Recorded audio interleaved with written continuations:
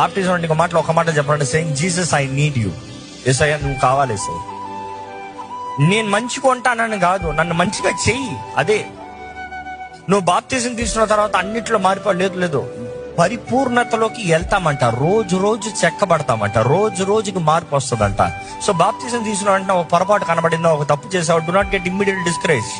Your transforming. రాత్రికి ఎవరు transform అయిపోరు.